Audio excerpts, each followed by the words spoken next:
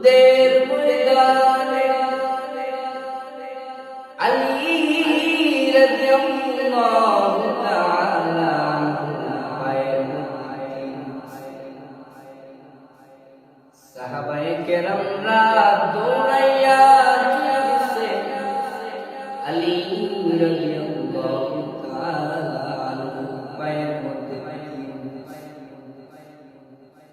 সাহাবায়ে কেরামরা দৌড়াইয়া চলে গেছেন আলীর পা থেকে তীর খুলবে, কিন্তু যখনই সাহাবায়ে কেরামরা তীর খোলার জন্য আলীর পায়ের মধ্যে হাত দিয়েছিলেন, আলীর পা থেকে তীরটা খোলার জন্য সাহাবায়ে কেরাম তীরের মধ্যে হাত দিলেন। আলী চিৎকার করে, ব্যথার কারণে আলী চিৎকার করে, সাহাবীরা তীর খুলতে পারে না। ডাক দিয়ে বলে, আমার পায়ের মধ্যে ব্যথা লাগে, আজকে তোমরা আমাকে এমন কষ্ট দিও না।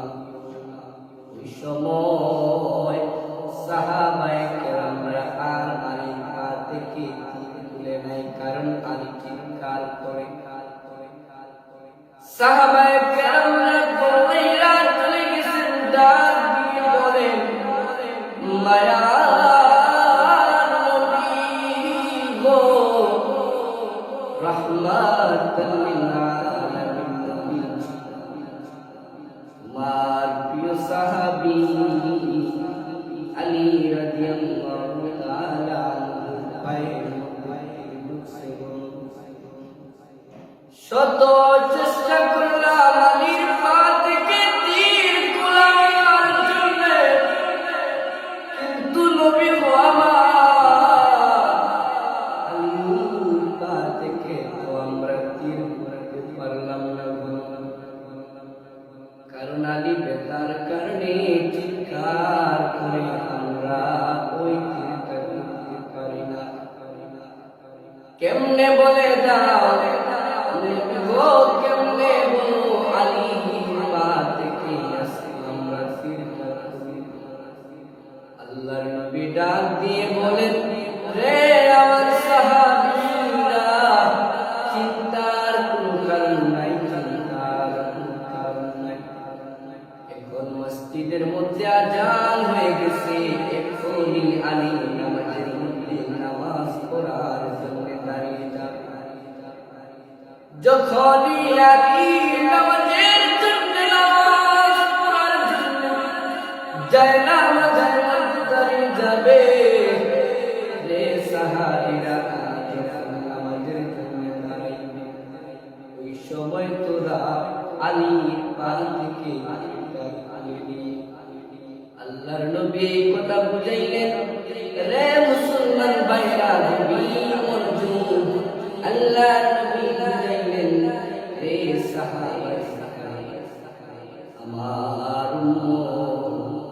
উম্মতদেরকে আল্লাহর নবী বুঝাইলেন, যখন সাহাবীরা নামাজের জন্য যায়, নামাজের মধ্যে দাঁড়িয়ে যায়, ওই সময় তারা এমন ভাবে নামাজের মধ্যে দাঁড়িয়ে যায়, এমন ভাবে আল্লাহর কালামা শুরু হয়ে যায়। ওই সময় যখন তারা নামাজের জন্য নামাজ পড়ার তারা দাঁড়িয়ে যায়, দুনিয়ার কোন চিন্তা তাদের ভিতরে থাকে না, দুনিয়ার কোন চিন্তা থাকে না। তারা মনে করে একমাত্র আমি আমার আল্লাহর কদমের মধ্যে সেজদা করতেছি, আল্লাহ আমার সামনে দাঁড়িয়ে আছে। ওই চিন্তা করে তারা নামাজ পড়ে, দুনিয়ার কোনো চিন্তা নাই, দুনিয়ার কোনো জিনিস তাদের ভিতরে মনে রাখে না, কারণ তারা এমন ভাবে নামাজ পড়ে মনে করে আল্লাহ আমার সামনে দাঁড়িয়ে আছে। মুসলমান ভাইরা আমার, আল্লাহ নবী ডাক দিয়ে বলেন, উম্মতেরা রে, ওইভাবে নামাজ পড়তে পারো, যেমন